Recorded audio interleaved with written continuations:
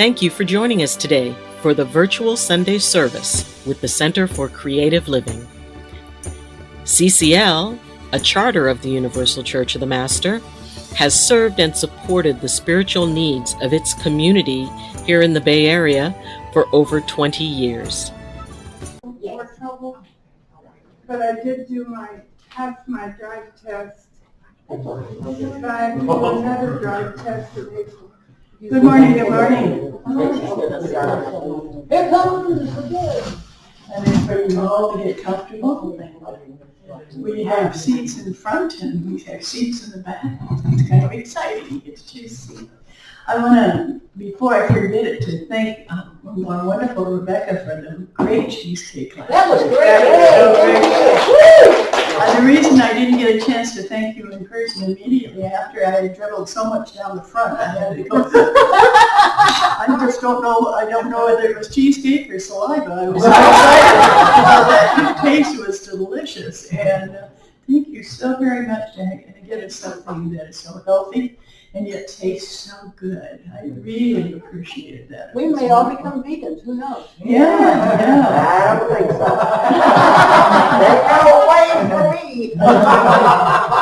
Well, No. does it help to know that Oreo cookies are vegan? Except for the heathens over there. Except for the heathens. Yay for the heathens! But Oreo cookies are vegan. Good. Yeah. So just so you know. Yeah. You used to have a very large pagan group coming to church, and quite a few of them have moved to other locales. But that was always fun because we always had the pagans in the background too. So still have some. You can Blessed be! One nice thing for the Center for Creative Living is that we accept you no matter what. And people say, well, you wouldn't accept me if you knew. Yes, I will. But, I used to be an alcoholic. I used to be a drug addict. And I said, okay, but you're all God's children. It doesn't make any difference what your history is. But the difference we want to look for is what you're going towards. So when you think about that, what are you looking forward to? If you don't like your past, you can always change it right now and start looking towards a new future, a new way of looking at things. And every one of you has that opportunity. And yet, I find people that say, well, I can't do that because, it never succeeded before. Then look at a different way and take a chance and look at it again. I was talking to somebody who said, well, I'm really scared of going into business. I said, I've had 4 businesses in my life. And each one led to something different. And it was so exciting to look forward to a new business. I don't think there's anything more exciting than starting a new business, particularly if you start it with the idea that it's not going to fail. Because you know enough about metaphysics. What you think goes into what you do and what happens. So if you think of yourself as a failure, you'll be a failure. So please, every time you think of yourself, say, I'm wonderful, I'm a success. Find a keynote word, that special word you can keep saying to yourself. Mine is, I'm wonderful. Yes, you are. Thank you. But when I wake up in the morning, I don't say, oh, no, this is it. I go, I'm wonderful. I'm wonderful. And each one of you can do that. That doesn't mean that I think I'm better than you. I think I'm the best person I can be. Okay? Yes, Annie? I saw something online yesterday that said, don't judge me. I was born to be awesome, not perfect. Oh, I like that.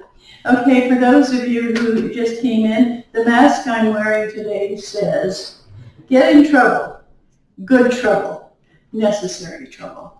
And this is in honor of Black History Month. And this was said by John Lewis. And that's true.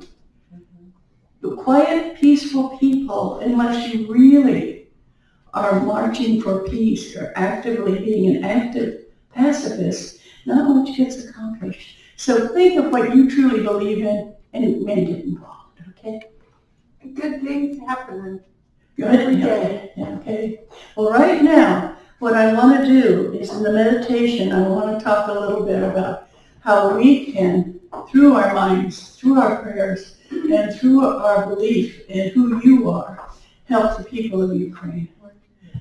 Because they are so shocked by what's happening that sometimes they don't know that they can move. They don't know they can look forward and move forward. And we all feel the same way if that's what's happening. So we're going to do a little bit of that in the meditation. Okay, Ed. You can all now just get comfortable. Put your feet flat on the floor.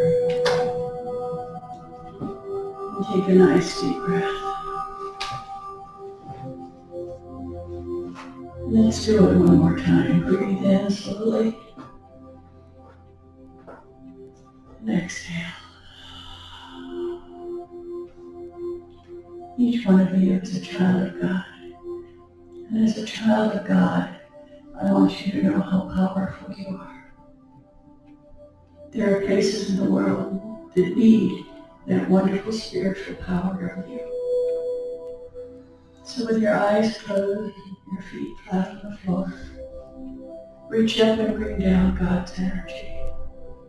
If the creator for you is Jesus or Muhammad, if the creator for you belongs to the Jewish faith, just take a time to bring down that energy from God into you. And now, put it into your heart. Put that loving energy of you as a child of God into your heart. And now visualize all that energy of love blasting out towards the Ukraine. For some of you, you've never heard of the Ukraine before. But right now, you know it's having a problem. You know it's in danger. Your love and your connection with God can make things easier. Get out of fear. Fear only causes more fear. So visualize letting go of fear. As you let go of fear, you can see it as a dark cloud. You can see it as an angry mob. You can see it as a picture you saw on the television. Visualize that picture that made you upset. And now release it. Just release it and say, God, please take these pictures away from me and instead bring in love. And now, once more, visualize all the love you can imagine going to the Ukrainian people. Get away from hate. Don't say, I can't stand, I hate, I dislike whoever's causing this.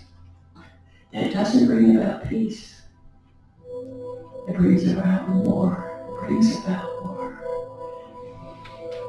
One more time, reach out to God. Reach out to Creator.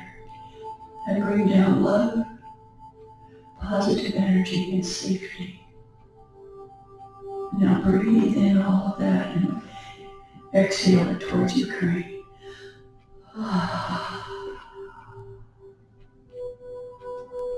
You are a peacemaker. And to make peace, you need to be peaceful. So take this opportunity to be at peace with yourself, with your family, be at peace with your children, with your government,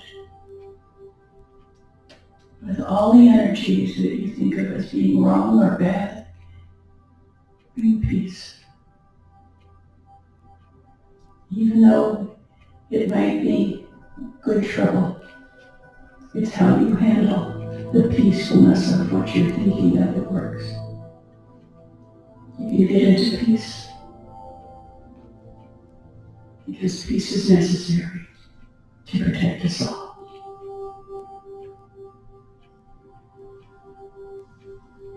And when you're ready, you open your eyes and come back to the room.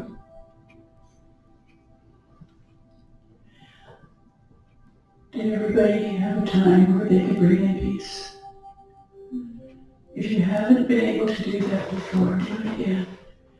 Practice it. Practice peace in all that you do. Everyone you see, all the people you communicate with, and bring in love and bring in peace.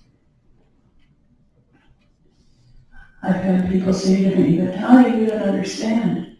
There's people that are starving. Send them love and send them peace. If you have money, if you have food, if you have something else to help their bodies, find an organization you can work with. But you personally, if you drive by somebody that's in a difficult place, send them love and send them peace. I was looking at the program we have today, and one of the most peaceful person I know is our wonderful Farima. She's Zoroastrian, and she's connected with Iran. And she's going to be speaking at our parent church, the Universal Church of the Master. It's going to be on Zoom, and it's on the back of your program. And we remember that the date is May 8th, so you might have a little scribbling on the back. Thank you, Ashley. Thank you. Thank you, everybody who made those changes for us. We really do appreciate it. But find out where the roots of our mysticism lie. Find out who we truly are, based on our Indian mysticism. Okay. Now, today's speaker is shuddering to see what I'm going to say about her. Yes, she is. I have known Sheri O'Sullivan. I think I've been at 3 of your weddings, Sheri, is that correct? Sheri and I have known each other for 40 years. 50. 50? Oh my gosh. I'm making myself younger? I thought I was making you younger. We've been together for 40, and she was well established in your life at that time. Okay, 50 years I have known Sheri. And during that period of time, I learned so much through her growth. If I thought there was something I want to do, and it was a little bit, what do I want to say? Sleazy, I guess. Sheri, do it, and then tell me it wasn't worthwhile. She always learned them. She learned from each thing she did, she learned. And from who she was at 19 to who she is now. It's amazing. How many of you have friends that they are going through stuff and you want to reach out and just hold them close and say it's going to be okay? And yet you know, just like a little kid that's learning how to walk, they need to learn the lessons that are out there for them. And that's what Sheri has done. She is such a survivor. She is now an author, has a book published, and another one that's about to go to publication.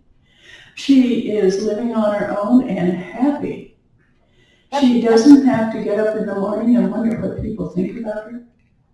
She gets up in the morning and is so excited about what she thinks about herself. A year and a half ago, she was in a wheelchair and couldn't walk.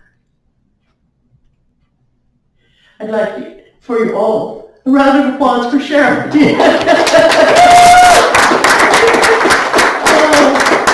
I didn't know it was going to make me cry, babe.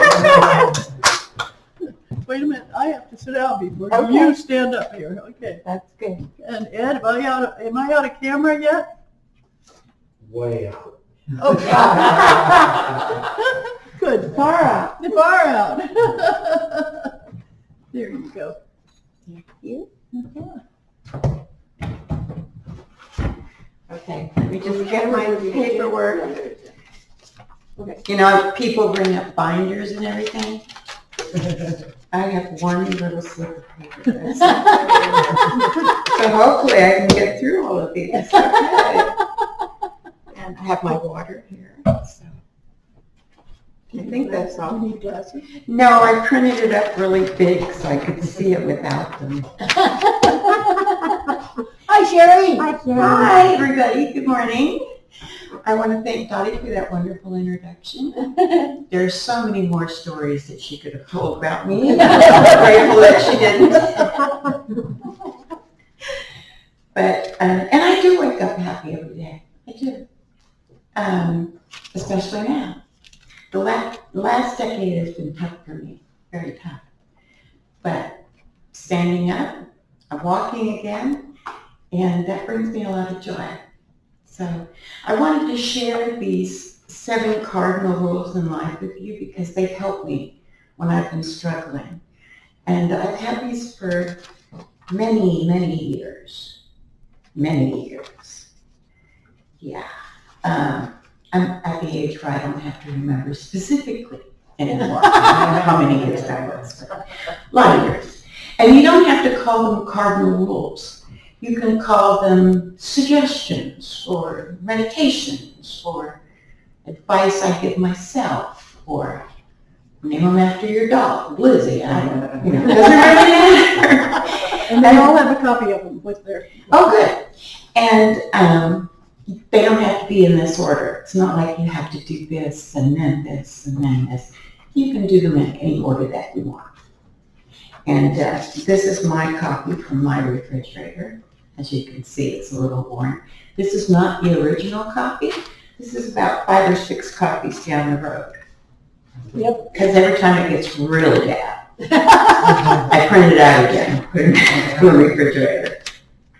Okay, so the first thing I want to talk about is smile.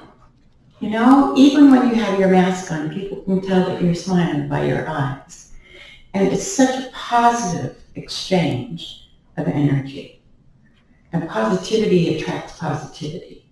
And the great thing about a smile is, it doesn't matter if they smile back, because you're the one that's putting out that positive energy to the universe. And that's what matters. And, you know, I know a lot of people quote poetry. I love music. I love words. When they're put together, it's a song. So I tend to quote lyrics from songs. That's just me. But I realized today when I was looking over this list that I quoted a few songs, and then there's 2 YouTube videos that I'm talking about. So if anybody wants those links, I can give them to you. You can just email Corky and let her know. So Harry Styles has a song that's called Treat People with Kindness. And that's kind of been my motto. Because it means so much to somebody. Even when they're having really grumpy days, I try to be extra kind. Because I don't know what's going on in their lives. But when you treat people with kindness, it's such positive energy you're putting into the world that it's worth it. The second rule. This was so hard for me. What others think of you is none of your business. It's true. They can think anything they want about you. But it doesn't matter. And of course, on the other side of that is you can think anything you want about anybody else. It's none of their business. So that helps. But to me, I think the most important thing is what you think about yourself. You know, am I honest? Am I ethical? Am I generous? Am I kind? You know, I have to look at myself in the face in the mirror, and I want to feel good about myself. So the only way to do that is to change your behavior. And when I was growing up, we were told, what will the neighbors think? What will your boss think? So letting go of what other people thought of me was so helpful.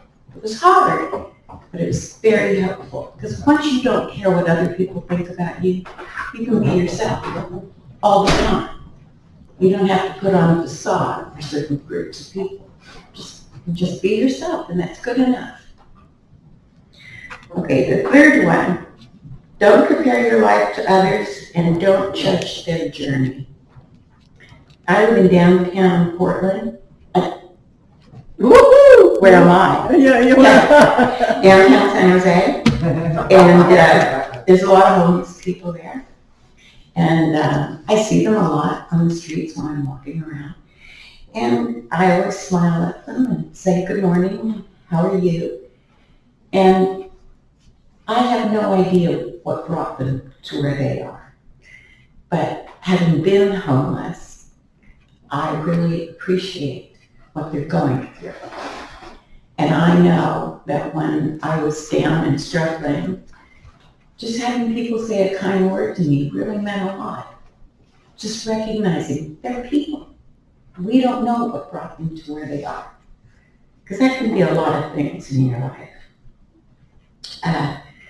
Ed sent me this link for a near-death experience, a woman's near-death experience.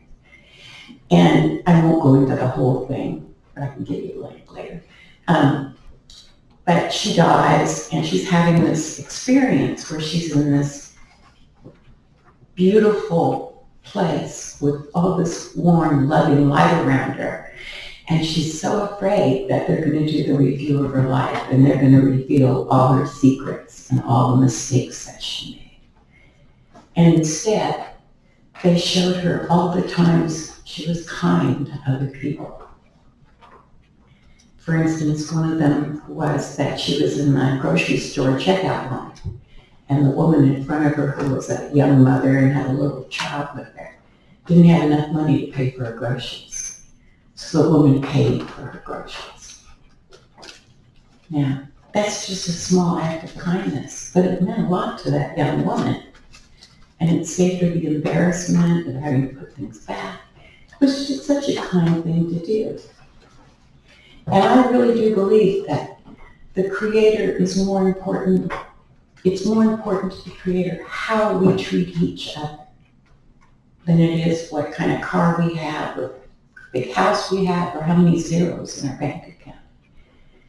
It's more important that we're kind to each other. And that's what we're here for. The next one, this was a tough one.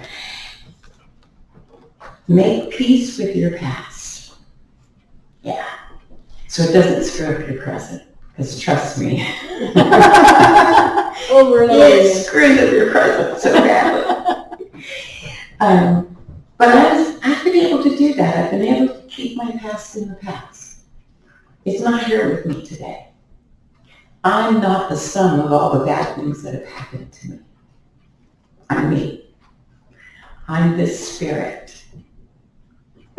And when you can put those burdens, that shame or that guilt that you carry from your childhood, all the disappointments and frustrations that you've had in your life, when you can leave them in the past, because you can't change them.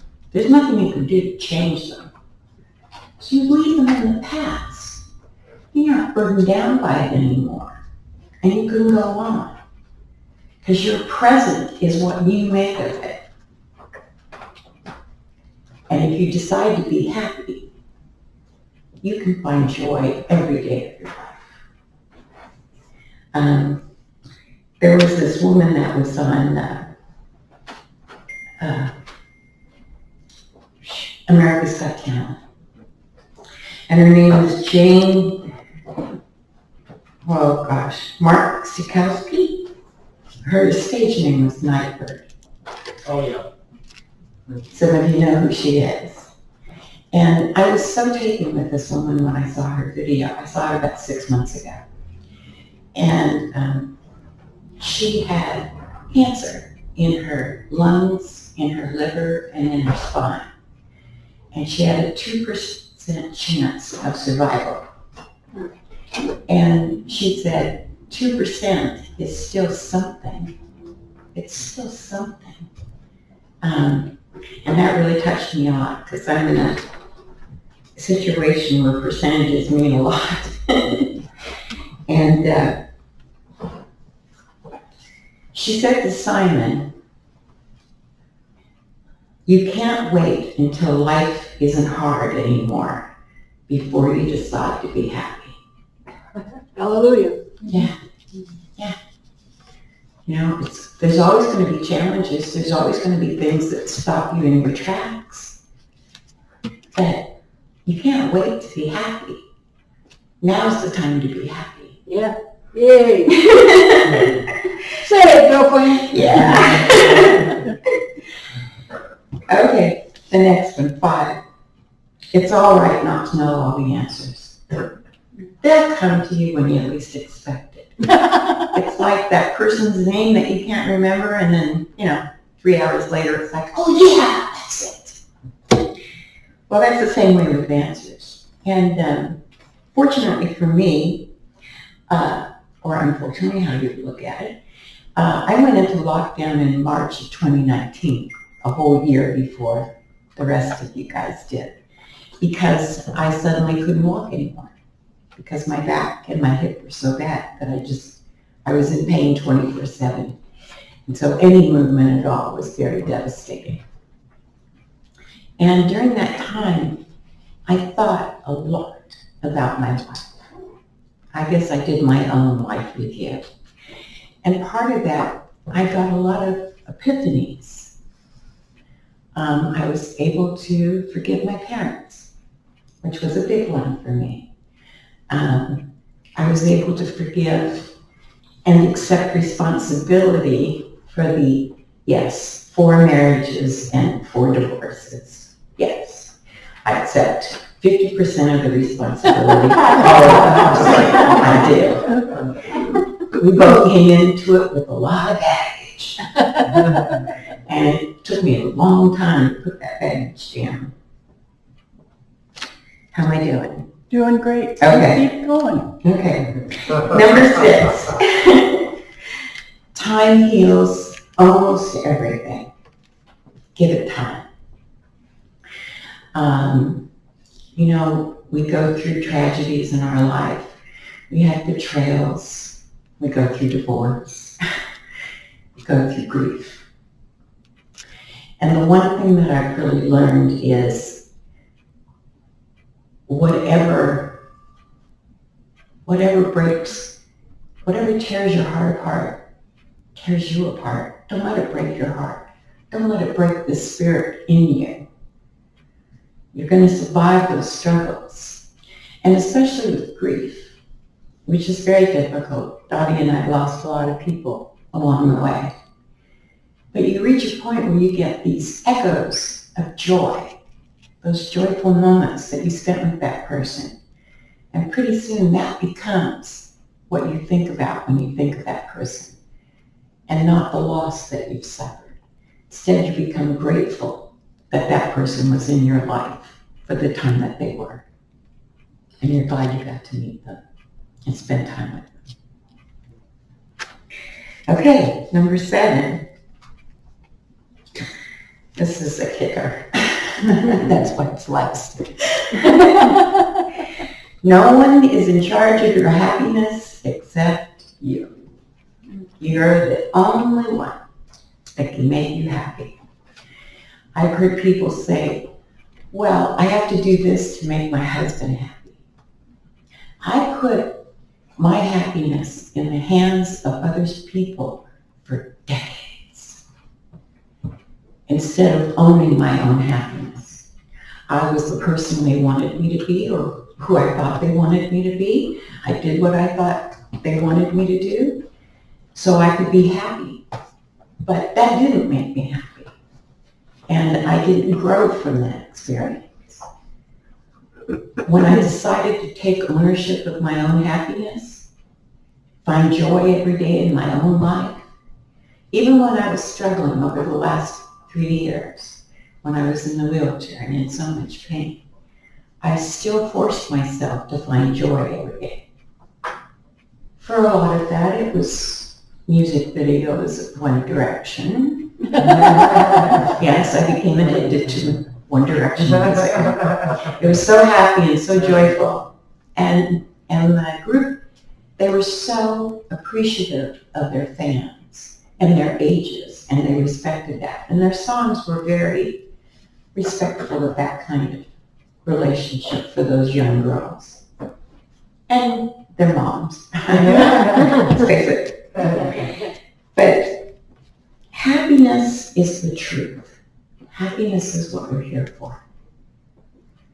And when you're happy, you do what's passionate in your life.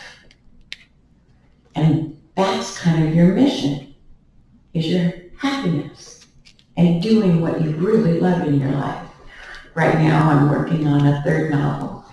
And it's such a joy to me to have that be my passion.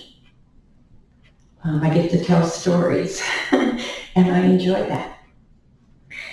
The other thing is, Virginia Singh used to say all the time, we are the light of the world. And that is so true. Because when you're happy, you radiate that happiness. And it's contagious. It really is. So, I guess what I'd like to say in closing is treat others with kindness. Find joy in your life every day, even if it's just having a scoop of ice cream that you know you shouldn't, but you really want it. So go ahead and have it. Do it! Do it! Do it! You have 5 more minutes if you want to talk. And remember, you can't wait until life isn't hard anymore before you decide to be happy. So make a decision that you're going to do that every day. And have faith in the future. I know we're involved in a war right now, but have faith in the future. Things will be better. Life is good. Life is fun. Have a good time. That's what we're here for. Yay! Thank you so much.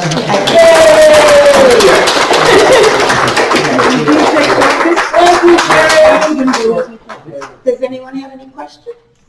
How you doing today? I'm doing great. I'm always doing great. Yes, you are. Jen. Sheri, could you talk about how you went from a wheelchair to walking confidently? Well, I was, Will you repeat the question, please? what was my journey like going from being in a wheelchair to walking again? Right as the pandemic started, the week before, I was scheduled to have back surgery. So they were doing an MRI of my back and my hip. And I was so excited because I'd waited a whole year for this. I'd been in so much pain. And then the pandemic hit and they canceled all the elective surgeries. So I had to wait longer. Finally, in November of 2020, I got my back fixed. Then I had to wait until July of 21 to get my hip replaced. And during that time, when they did blood work, they discovered that I have stage 4 chronic kidney disease. And my kidneys are operating at about 20%. 10% is end-stage kidney disease, and that's usually when you're in the hospital. And there's no cure for kidney disease. So at 20%, 20% is still something. Mm-hmm. It's still everything. And it was tough learning how to walk again, I'm not going to lie, because the muscles in my legs and my core had gotten much weaker. And the first few times I walked around my block, I'd have to stop every few seconds to catch my breath and hold on to some kind of fence or tree or whatever there was for me to hang on to. And on 2 separate occasions, I had 2 gentlemen come up to me as I'm hanging on this fence, panting, trying to catch my breath. And they said to me, "Are you all right, ma'am?" And the only thing I could manage to say to them was, "Walking is hard." And it was hard to walk again. It really was. But I'm doing it. I'm actually dancing again, too.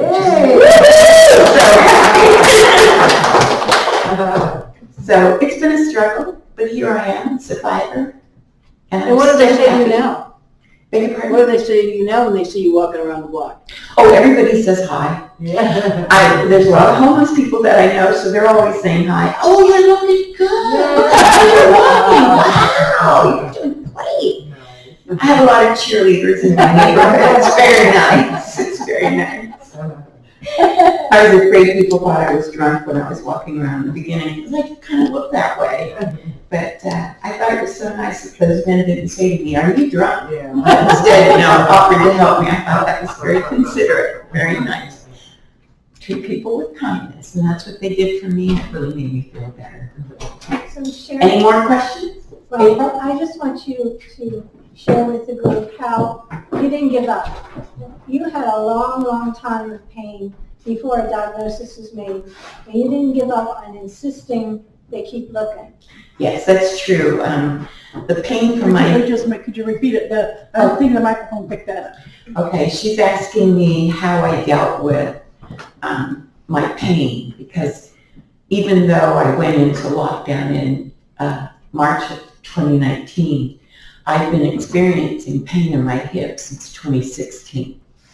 But my doctors didn't believe me. They thought it was bursitis. So they kept giving me shots in my hip of cortisone, which actually made my hip socket disintegrate faster than it already was. And my hip joint went further into my body by 1.5 inches. And there was no cartilage. So it was just bone on bone. So literally every time I moved, there would be a lot of pain there. But it was difficult getting them to take me seriously. And I demanded x-rays, but apparently nobody looked at them. But this last time, in July 2019, I just finally said to my primary care doctor, take x-rays. There is something drastically wrong with my hip.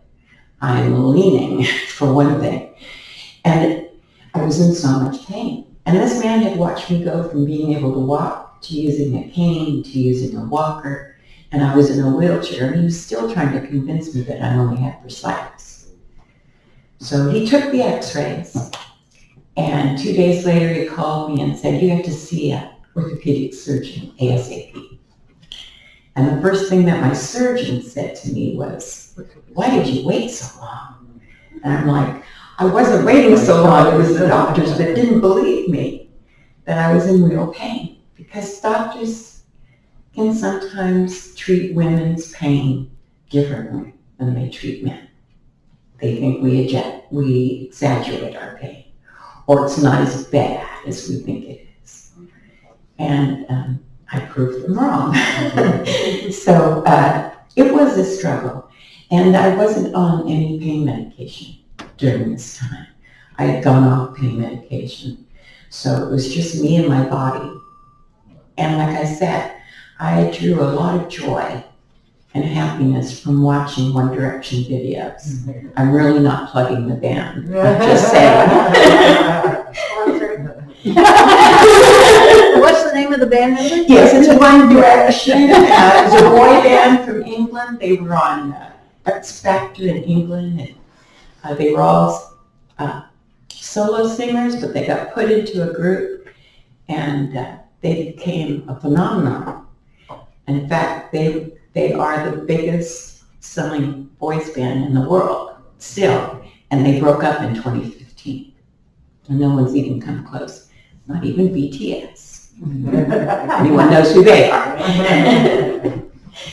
But, I found something that would make me feel good every day. So even though I was in pain, I could distract myself with feeling good about something. And that's how I survived it. Thank you, April. And you persevered. I did. Really important. I did. I'm a survivor. That's why I'm still standing here. I'll be 70 in April. Yay! Never thought I'd make it this long. April what? April what? April 23rd. Oh. I got to turn 70 before you. April, we're gonna get some feed. I'm Irish, red hair, and I'm Taurus, so I'm the bull. And there's one other thing. I'm Irish. And stubborn. Well, that's it. Yeah. That goes along with it. Yeah, I am. Well, I'm a Taurus. Yeah. So, I can seem kind of intimidating, but I'm not. I'm such a softie. That's true. If anyone wants to talk to me later about anything that I've said today, I'm very open. What is your blog address? Oh, yes. I started a blog last year, and it's brand new, so there's only like 3 essays on it right now. It's on the little handout they gave you. Yeah. So that's my Little handout. information. It has my email address. It has the name of the novel that I have on Amazon. Gail Harlow is helping me get my next novel ready to go get published.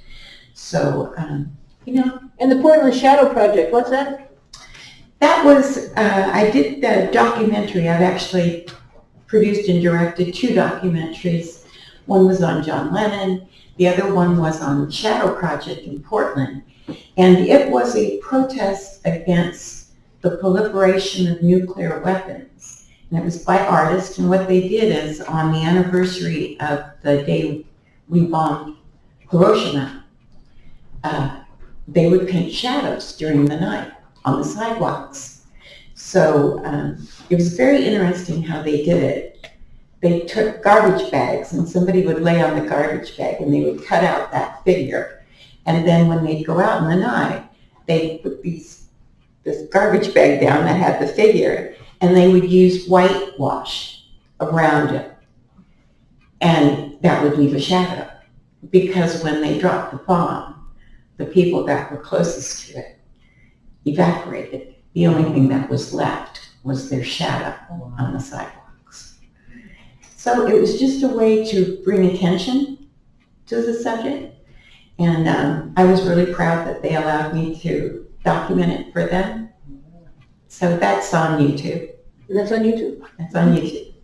And your book, Paradise Inn, is on Amazon. It's on Amazon, yes. The Paradise Inn is on Amazon. And the Irish Writer blog is online? Yes. Online? Mm-hmm. Mm-hmm. Huh. Anybody else? Are you sick of me yet?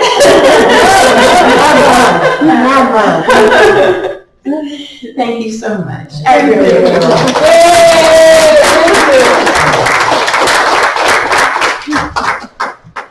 Oh, get out of your way. yes. Okay. I'm standing. I want. You're still standing. I'm still standing. I want to get to walk my Sheri. And Captain John's son, by the way. Just forgetting. Still standing. Hey, thank you so very much. So, it's Reverend Dr. Ayleen is here. Hi there. So, how's it going? I understand Come something. up and tell. Come on up and say There might be what's people that happening. don't know what's going on with her. Yeah, that's true. Some But you people may might not not know what's going on. And you have on a gorgeous dress. Thank you. And big girl heels. And big girl Big heels. girl shoes. Well, I was asked to be in a wedding, and I was told that I needed mustard yellow shoes to be a bridesmaid. So I went and got mustard yellow shoes. Oh, thank you. I went and got mustard yellow shoes, and then the bride called me up and said, the maid of honor can't make it. Can you be the maid of honor? And it's like, sure. She goes, okay, good. Now you need to go buy red shoes. Really? It's like, when am I ever again going to wear mustard yellow shoes? Yeah, I have an outfit that goes with it. So, it has been exciting for those of you who don't know. I was asked to audition for an off-Broadway play for the lead female role, and I received it. So that meant that I would be spending 3 weeks in New York. The performance, I have to be in New York April 18th. We're doing rehearsals. The performance is May 5th, 6th, 7th, and 8th. Then in June, the play will be coming to California. And so I haven't gotten information as to what venue it's going to be, probably in San Francisco. And then we may or may not have another performance in LA. So it's very exciting. It's crazy. A lot of pages to memorize. And there is the logistical piece. As many of you know, I live pretty modestly. So I reached out to my community saying, hey, I could use some help. because not only do I have to cover the expenses of the trip, and 21 days in New York isn't cheap. So I asked for assistance with that. Plus, I also have to cover not working for 3 weeks. So being self-employed means, there's no vacation time or anything. And I have been truly, truly touched by the outpouring of love and support, especially Dottie and Corky, and they have just been amazing.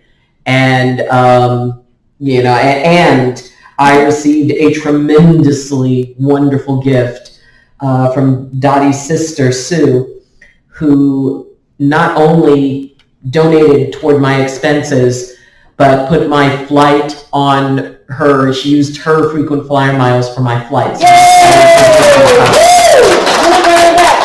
So it's coming together. It's happening. And I feel so blessed to be getting the love and support. And, while I'm still working out the lodging, I've got different people who are helping out and looking for things for me. And there's still some time.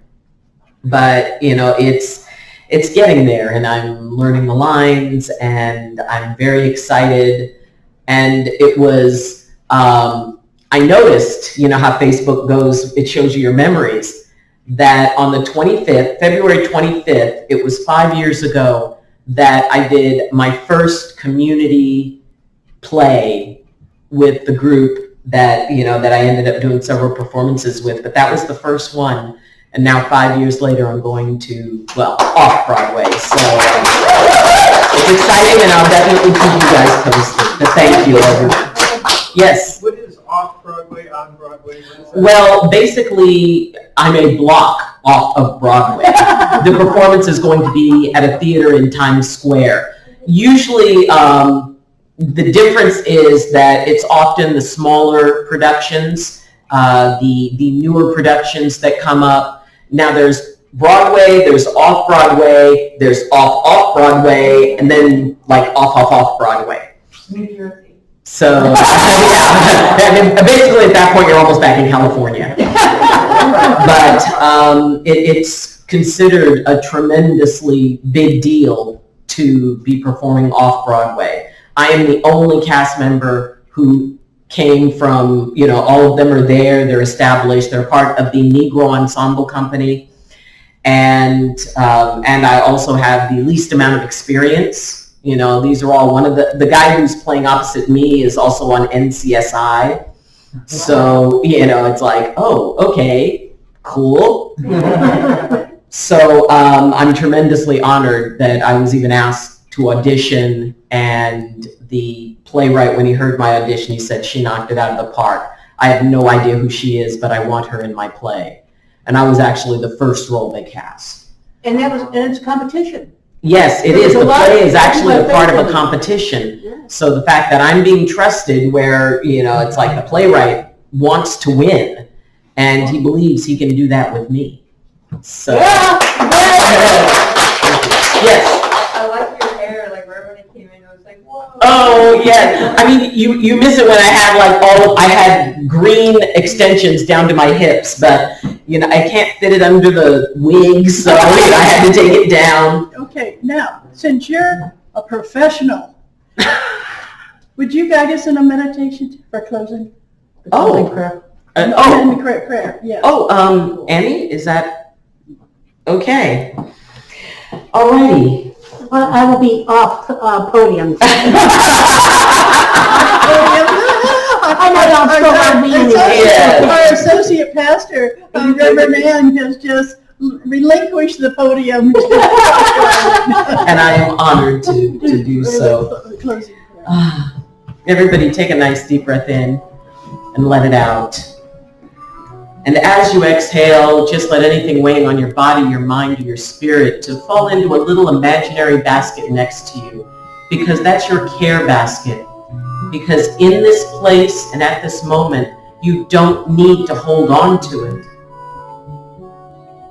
Dear, blessed, and wonderful Creator, we thank you for this day, and we thank you for our lives. We thank you for the blessing of each and every moment and each and every breath. We thank you for watching over us We thank you for nurturing each and every one of us.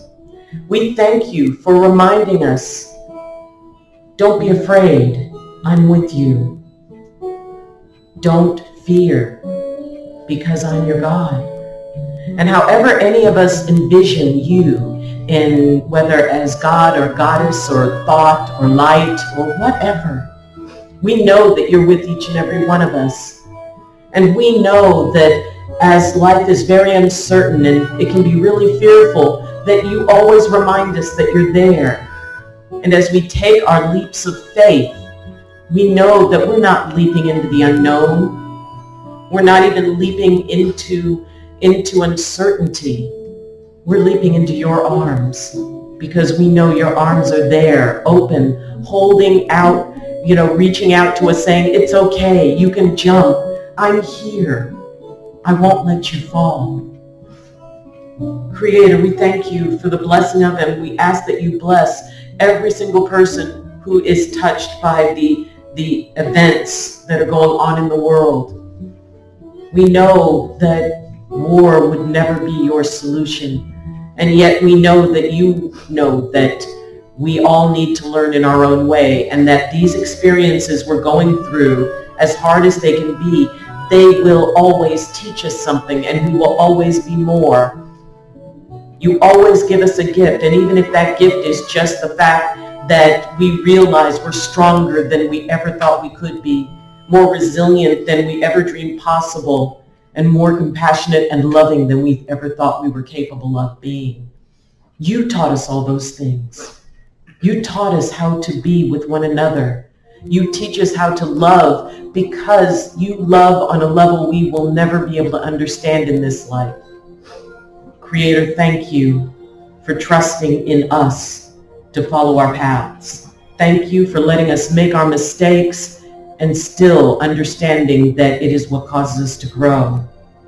And Creator, thank you for always being that good and loving parent who wants only our happiness and for us to reach that greatest potential.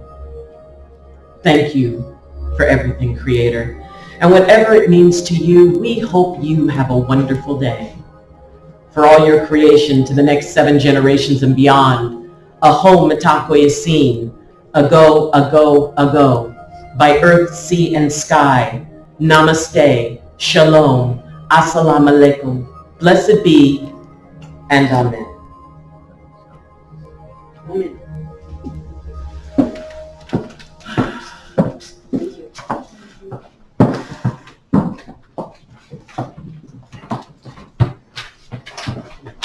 I think you can see why she got chosen.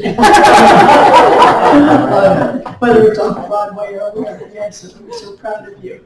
And now's the time when we ask you to make a donation to the Center for Creativity. And we have a prayer on the back of your program. I don't know if you have a program, and it says, Giving to the ministry, from which you receive our spiritual support and nurturing, is an affirmation and consciousness of the truth that Spirit is the prospering power, enriching every area of our lives. and so it is. Now I want you to notice that we have food that has been donated. So before you leave, please look at the food and see if there's something you need for your pantry. In the back, we have free books and free tapes that have been donated, and all of this is from the Billy DeFrank Center, and we certainly appreciate their support of us and support of you. So take a chance to just look around, see what you want to maybe take home with you. And please, I want you, before you leave, to take a moment to say hello to somebody you don't know. Hello, somebody. Okay, stand up. What's your name? I'm Courtney, and you can say hi to me as many times as you want to. And what most of you don't know, but there's a game of volleyball going on next door. And every once in a while, you see a white ball, a ball just fly over. There it goes. And it makes me think of kids and sunshine. And it's so nice to be in California, to be playing volleyball. I want to thank you all so very much for being here. I think we had a great group of people speaking, And please, if you have a talk you would like to give, before I go and grab you, well, I don't really grab you physically. I do it mentally and emotionally and say, hey, you haven't given a talk. Please know that we want to hear from you. We want to know how you're surviving through all of this and what Creator means to you. If I can do it, anybody. Nice meeting next week. Next week is Mardi Gras. Yay! Okay, and so what we want you to do is come in a very positive frame of mind. Oh, yeah.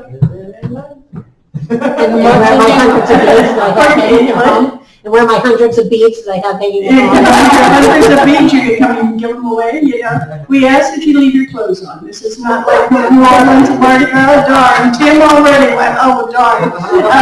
This is for you to find out what Mardi Gras is. It started very, very before what we think of as Mardi Gras. There have been celebrations for that time of year since way beyond what you have ever heard of. Is this getting you ready for next week? Way beyond.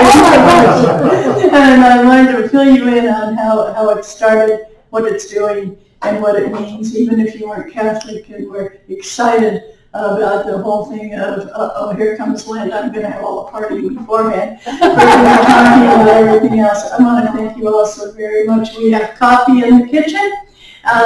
Thank you to my wife, Corky. So many other things that are going on, and everybody here has a story. So please give a chance to introduce yourself. Thank you so very much. Thank you.